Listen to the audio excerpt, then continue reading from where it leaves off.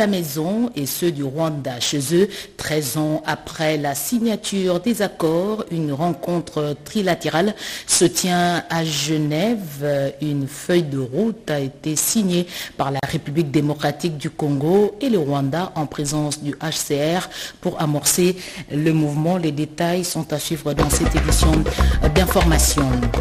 Journée internationale de la famille, réduction des inégalités. Le gouvernement congolais envisage de mettre en place une politique réactive. La stabilité de la famille congolaise et enjeux démographiques, c'est le thème national retenu. Le discours de la ministre est à suivre tout à l'heure. Santé, des cliniques mobiles installées auprès des survivants de la catastrophe naturelle de Calais au Sud Kivu.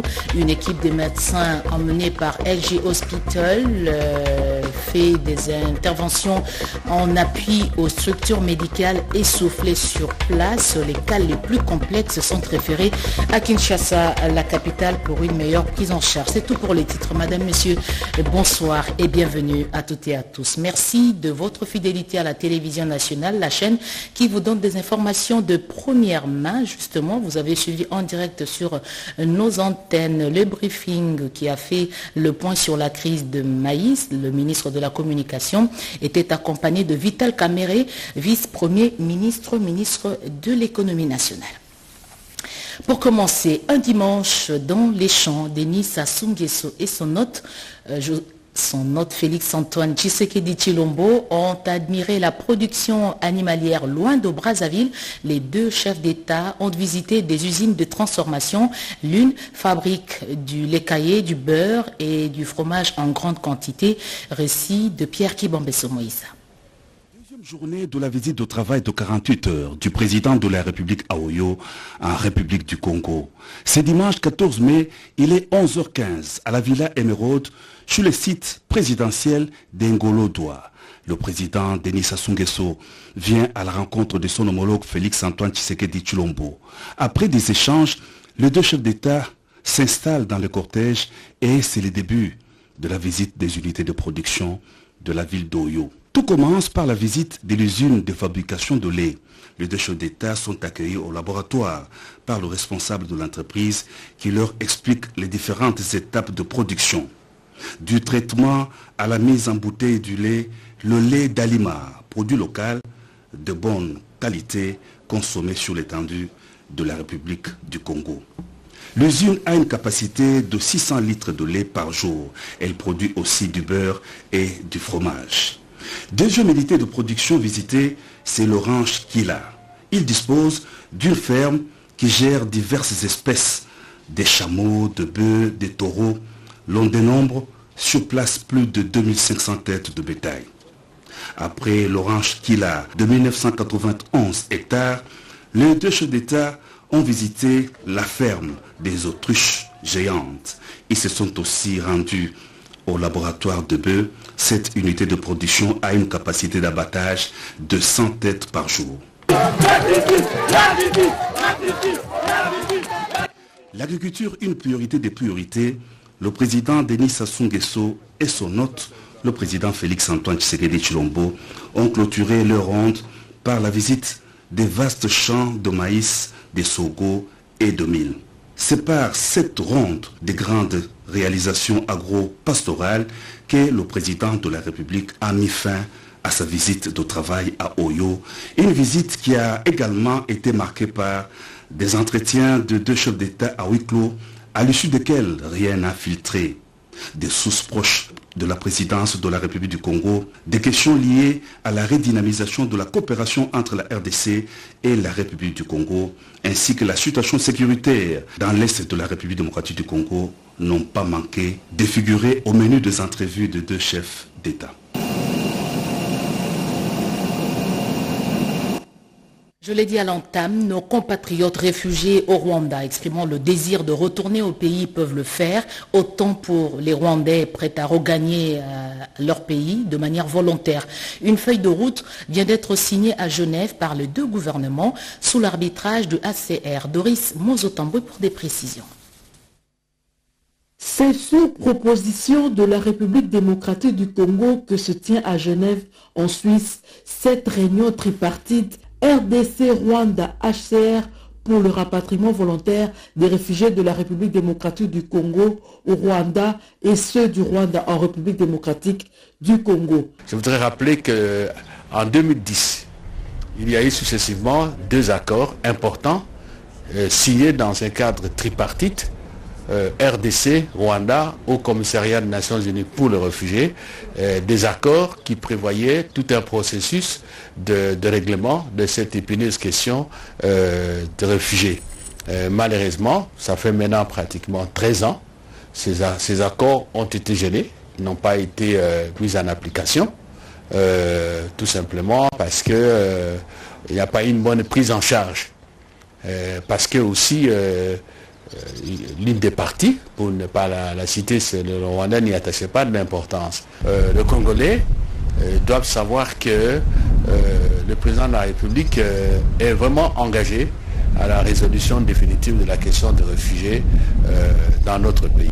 Après discussion sous l'égide de Philippe Grandi, haut commissaire des Nations Unies pour les réfugiés, le vice-premier ministre, ministre des Affaires étrangères et francophonie Christophe Lutundula Palapena et Kaïsir Marie Solange du Rwanda ont signé un communiqué conjoint qui fait office de feuille de route pour ce rapatriement volontaire de réfugiés.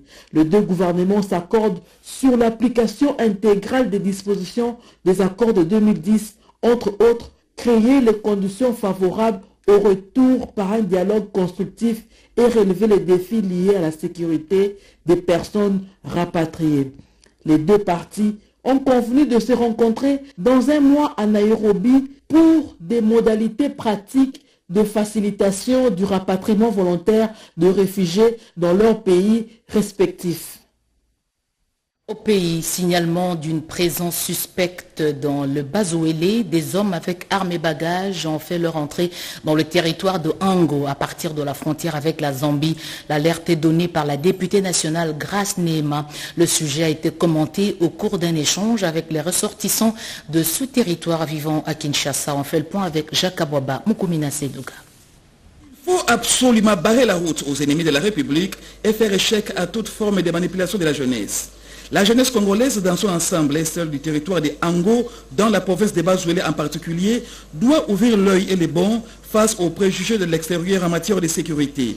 C'est dans ce cadre que les ressortissants du territoire de Ango, résidant à Kinshasa, sous l'initiative du député national Grace Neema Païnigne, ont échangé autour de la situation sécuritaire dans les territoires de Ango, ainsi que la relance des rencontres des activités culturelles Zandé. L'insécurité qui bat record. Nous sommes frontaliers avec la RCA et le Sud-Soudan. Ils sont encore politiquement instables. C'est-à-dire que nos frontières sont grandement ouvertes. Et quand il y a confrontation de l'autre côté, et par rapport à la RCA, nous avons un flux des réfugiés qui sont maintenant à Zapaï, mais non seulement un flux de réfugiés, il y a aussi des militants qui se sont déplacés vers notre territoire. Ils progressent, nous savons, ils partent vers où? Ils sont bien armés jusqu'aux dents avec leurs familles. Une occasion pour Maker Obinza, cadre Zandé, d'éveiller les consciences et d'interpeller la jeunesse de tous bords à se souder le coude en vue de soutenir la vision du chef de l'État, Félix Antoine Tshisekedi Tshilombo, d'un Congo fort, debout et prospère. La Constitution de la République démocratique du Congo garantit la sécurité des populations. Nous ne pouvons pas nous constituer en rebelles, nous ne pouvons pas nous armer, nous ne pouvons pas faire autre chose que de dénoncer ce qui se passe à Ango. Il revient à la jeunesse du territoire de Ango de donner des réponses appropriées face à l'impérialisme et à l'ingérence extérieure. Voilà, le territoire de Ango partage la frontière avec la République centrafricaine et non la Zambie, comme je l'ai dit il y a quelques instants. Une réponse aux problèmes liés à la stabilité des familles en RDC, l'Office national pour la stabilité et la promotion de la famille a été initié par le président de la République, Félix Antoine Tshisekedi. À l'occasion de la célébration de la Journée internationale de la famille, la ministre du Genre, Enfants et Familles a rappelé le rôle que joue cette structure placée sous sa tutelle. Yvette Makuntima.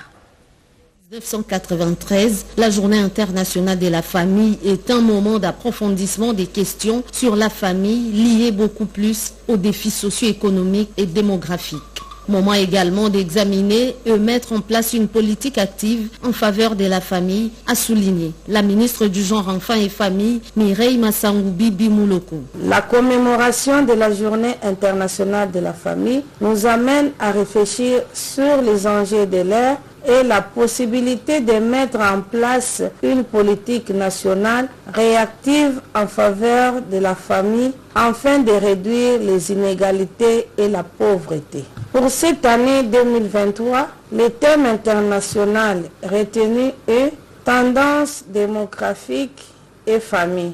En ce qui concerne la République démocratique du Congo, le gouvernement a retenu les thèmes la stabilité de la famille congolaise et enjeux démographiques.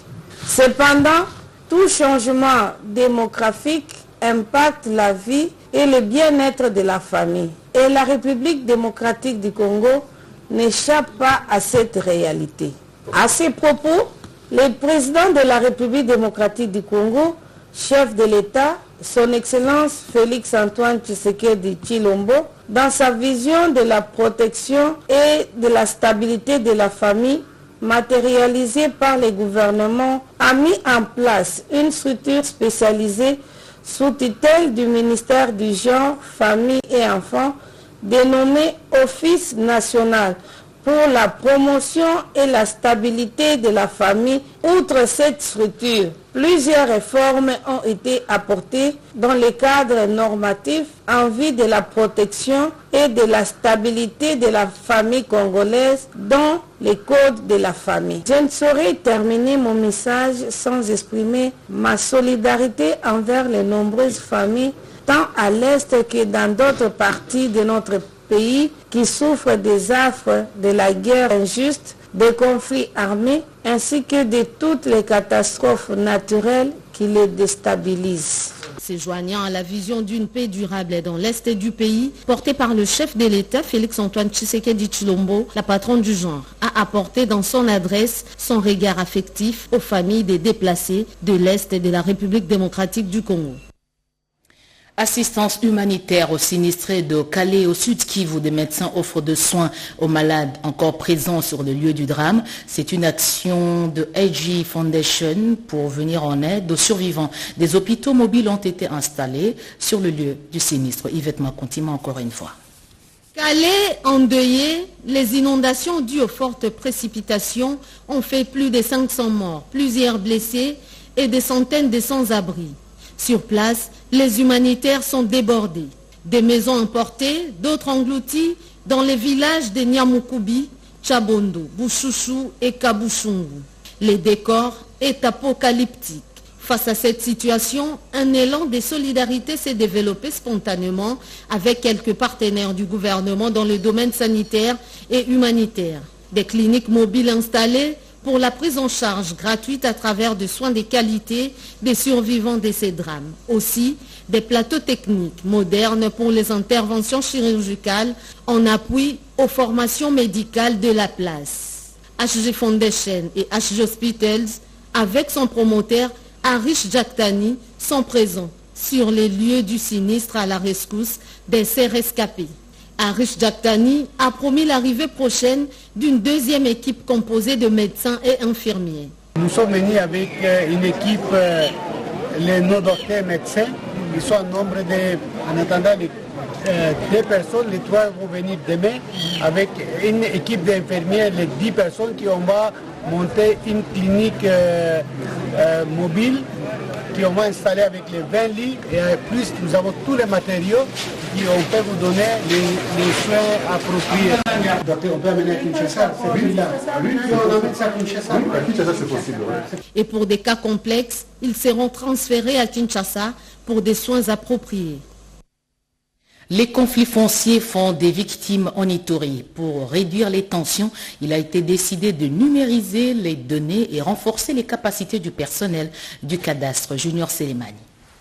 distribution de la justice dans les domaines fonciers est l'une des raisons du conflit interethnique de triste mémoire en Ituri en 1999, d'où une gestion rationnelle dans ces secteurs s'impose à cette période de l'état de siège où l'Ituri est dans sa phase du changement positif sur tous les plans. Occasion pour Dupo Obé Grace, représentante de géomètre, de solliciter l'implication personnelle du lieutenant général Luboyanka Shomadjouni dans la délimitation de la ville de Bunia, une situation qui impacte négativement sur la mobilisation des recettes au compte du trésor public. Tout à vous remerciant, son Excellence, Monsieur le gouverneur du Libère, pour une attention du pays.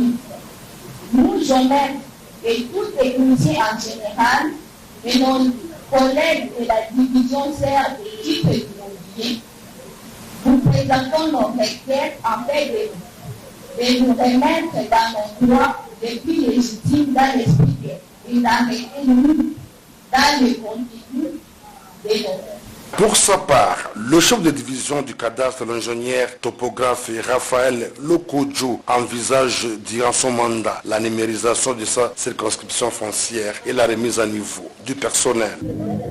L'évaluation des travaux de géomètres est positive de notre part parce que leurs travaux sont vraiment visibles et sur le terrain et au bureau.